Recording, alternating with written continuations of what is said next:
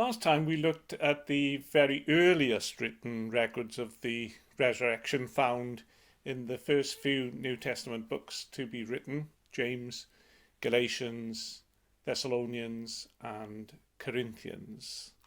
We saw how the Gospels were developed later, and the ones we have started alongside the missionary journeys of St. Paul with Mark and Luke.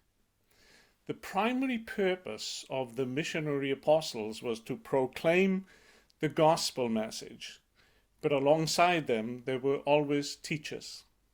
So, for example, in Acts 13 we read that in the church at Antioch there were prophets and teachers.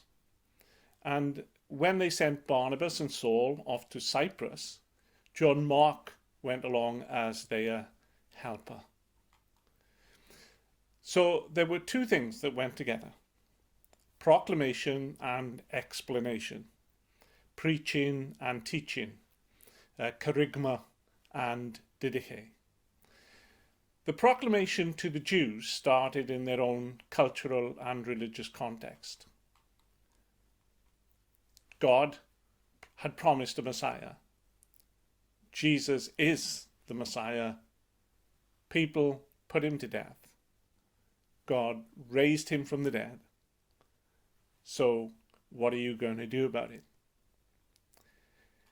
When Paul went to Athens, he spoke to Greeks, but again he started with their cultural and religious context. You know that there is one God above all, the unknown God. You know that he is not made of gold, silver, or stone. You know that we all owe our life and existence to this God. God has sent someone, and he has come to us, and eventually he will judge the world. God shows us who that man was by raising him from the dead. The common thread is God raised him from the dead. The point of a proclamation is to say it as it is. So although preachers may entertain while they preach, they don't preach to entertain. The late Martin Lloyd-Jones was never impressed with what he called skyscraper sermons, stories on top of other stories. Preachers declare that Jesus is alive, and it's not up for discussion at that point. Teaching allows people to ask questions, including the most important one. Now that Christ is risen, what do we do?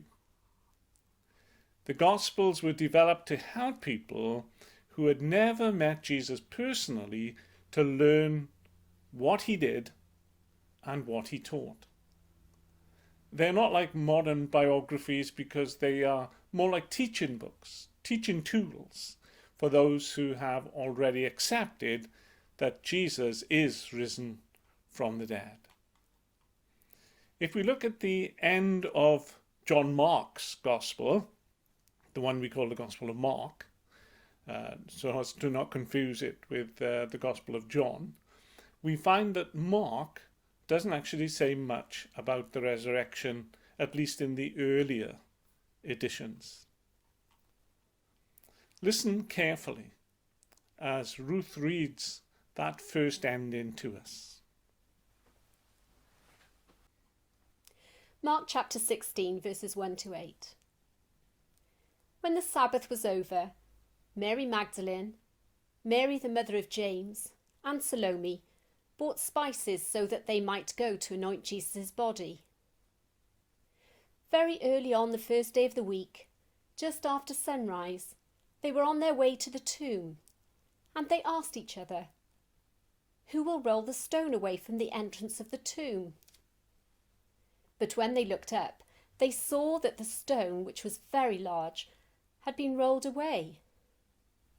As they entered the tomb, they saw a young man dressed in a white robe sitting on the right side, and they were alarmed.